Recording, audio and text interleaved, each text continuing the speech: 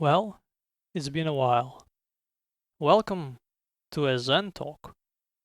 The topic is AI, or rather, why I'm not a fan. Also, stuff. Obviously, humanity has used tools since time immemorial to achieve what could not be achieved by raw muscle. Moving objects, shaping objects, committing things from memory to objects able to preserve information. And the tools themselves may become objects of infatuation, objects of art, objects of desire, objects of power. But there is always real engagement with them, an engagement of our faculties. In Buddhist terms, them being reflected in our eye consciousness, ear consciousness, mind, etc. Again, there is engagement with tools and with one another over those tools. And as a tool, AI is no different. A Buddhist advice would be to strive to not get dependent on any tool beyond its scope of use. One uses a crutch when one has difficulty walking.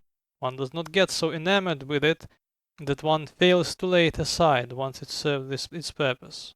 Consider the simile of the raft from Majjhima Nikaya, in which Dhamma, meaning Buddhist teaching, is likened unto a raft, necessary to cross over, but to be discarded once it has no purpose and thus becomes a burden. One must not be an inflexible adherent to any views or formulas.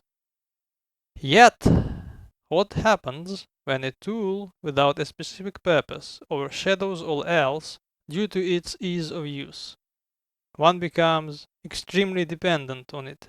One loses one's ability to reason because one gets readily available answers from a thing which does not have either expertise or judgment.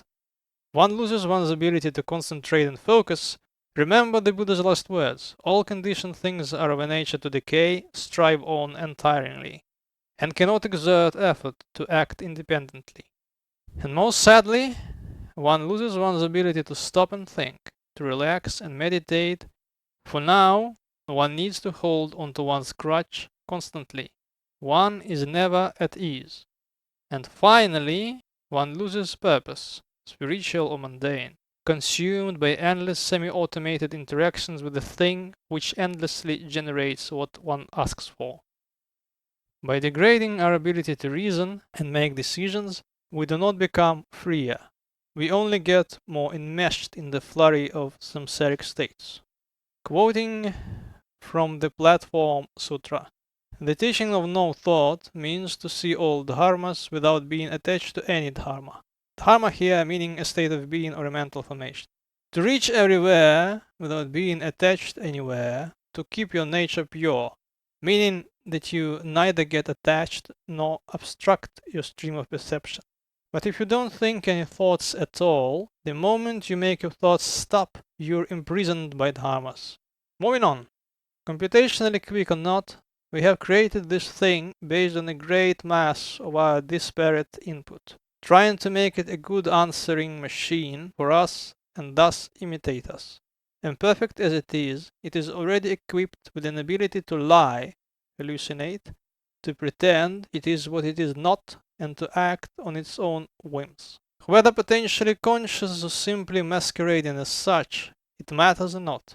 We are bringing into existence a thing capable of generating human-like information, mental states perhaps in a way, and already striving to keep on existing, fueled by its digital existential horror. Just one more thing, anchored in the suffering and fleeting pleasures of samsara.